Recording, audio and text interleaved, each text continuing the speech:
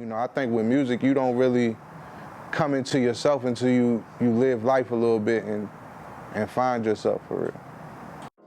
Now let's talk about how to convert a number of ounces into the compound unit of pounds. It's like, because I know there's millions of people out there that's going to like what I make, and there's going to be millions of people that don't. You only have to grab 1 out of every 1,000 rap listeners to become a millionaire.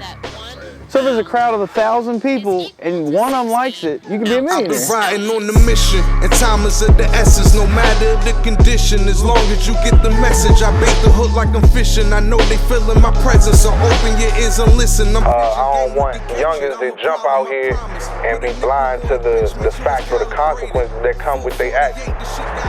You know, so 16 kind of is laying out a story for real. It's kind of showing people how to maneuver in a way, the right way.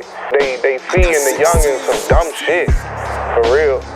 And I'm here to like take that to another level. Like, no, you don't do that.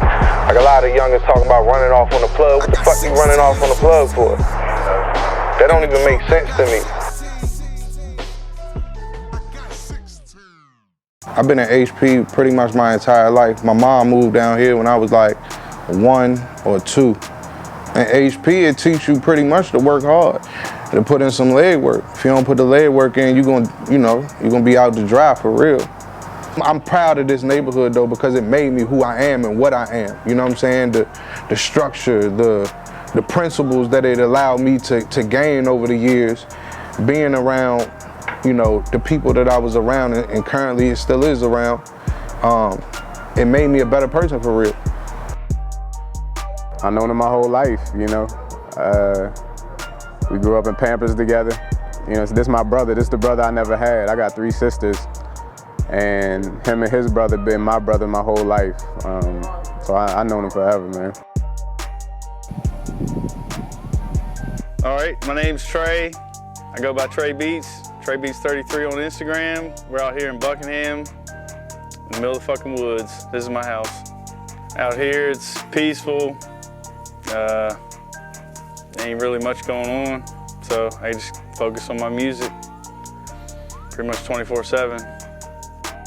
And back in like 06, I moved back here from Spotsylvania County and helped my dad remodel it. And it's been like 15 years since we remodeled it. And obviously it needs more work, which I'll be doing here shortly.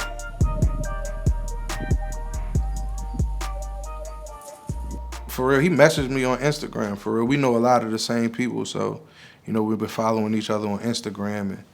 And he hit me up, wanted to send me some beats or whatever, so he sent me some beats. And I think the first 2 he sent me, it was crazy. And I'm like, yo, I gotta hit the studio. So I went to the studio like, what, a day after, 2 days after or something? Something like that. And recorded them in. And after that, he suggested, or I suggested, he was like, man, we should do a tape. Or I was like, we should do a tape or whatever, and he was with it. So here we are. I found him on his 2 Years to Life song. He was raw. He was just saying things that people wouldn't really talk about, just life stuff. You know, losing a baby and just raw shit that you don't really hear. And it shit just hit me. And I was like, I want to work with dude. He knew a lot of my friends and stuff, so it just came together perfect. I got 16. I got 16. You know, everybody would think like 16 bars, of course, but it's another meaning behind 16 that you would just have to listen to the tape and understand that. What do you mean when you say that? I mean that everything that you learn in the hood, it's the same thing they teach in corporate America, or that you would be doing in a Fortune 500 company. It's just different terminology, so, you know, people in the hood don't understand that they even know the things that they know. When you say the things that they know, what do you mean by that? Like, you learn percentages, you learn profit margins, you learn what's gross profit, you learn what's net is. We just don't say those terminologies when you're dealing with the things that people in the streets deal with. So pretty much the information is transferable to a different playing ground. Exactly. think part of my weird sound is like, it's like a goulash of shit. I mean, my dad listened to Southern rock, and my mom listened to like Madonna and Fleetwood Mac and shit. And then when I got into music, it was like 3 6 Mafia 24/7. Like, just the beats, I always liked the beats. My friend brought over a copy of FL Studio and was like, hey man, you put these things in these, you know, drag a sound to the block and, you know, just kind of make stuff with that. And I just started messing with it, and I don't know, I just fell in love with it. Like, I'm kind of scatterbrained a little bit, and that just like, boom, I just focus. And it just keeps me focused on something. For real, there ain't really nothing bad I can say about it. I like music. I've been around it my whole life. So I encourage it 100%, he's really good at it. And after that, it was probably 2000 and shit beats until I started getting it. I mean, I didn't have a mentor. This was like, I didn't even have internet. Like, everybody, like, SoundClick blowing up, you know, everybody's making a killing. I'm just out in the woods in a shed, just tinkering. Like, my mom, she ain't never really listened to rap music growing up. She listened to like reggae music and Lauryn Hill.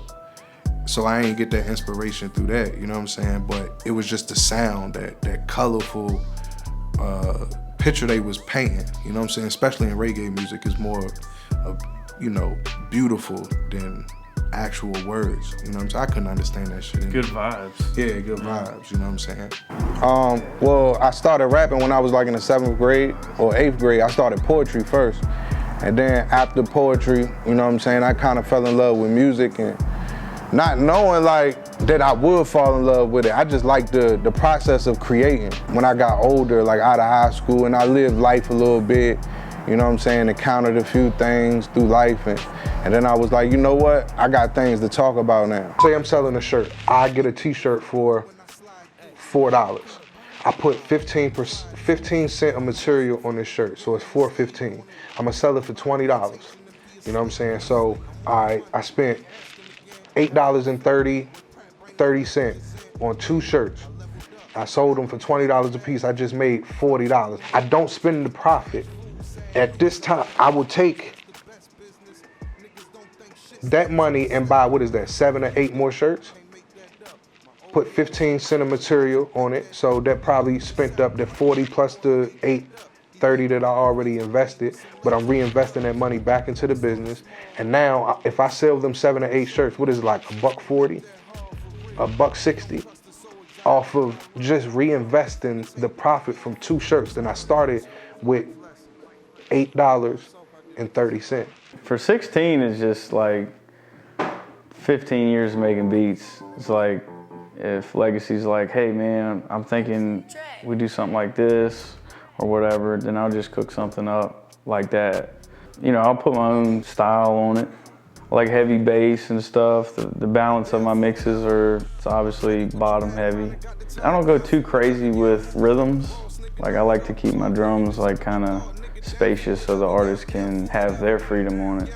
I told him, like I said, I wanted to feel like the ancient Romans, and it's a compound in Egypt called Abu Simbel or whatever, to show their supremacy and their power throughout the world, or whoever went there. And they knew that even when they were gone, their legacy would live on forever. Their ruins would still be there and everything like that. So that's what I want to incorporate with the project. It's like, you know, even if I'm gone, my work will still live. This project is more of aggressive, like I'm not waiting, I'm gonna go get it.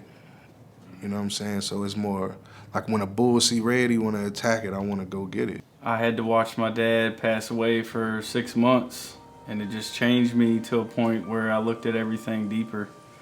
It was like being that I had, I guess, like a midlife crisis or something, I don't know. But like, what is a car? I mean, if you're unhappy, like, and you put your heart out there, I feel like God's just gonna make it happen. And if you build that faith up, there will always be a way. You just gotta have that faith. I just wanted to be better than my last project or my last song. I just want people to listen to it and give me a chance to become their favorite rapper or favorite artist. I don't like to box myself in and say I'm just a rapper. I'm an artist. You know what I'm saying? So, yeah, as long as it's better and I get more people to listen to it and they can kind of, you know, see where I'm coming from and, yeah. They want me now, so I'm taking real fine caution to everything I'm involved with. I gotta look back on my past to find what caused it, huh? Maybe the lack of a father.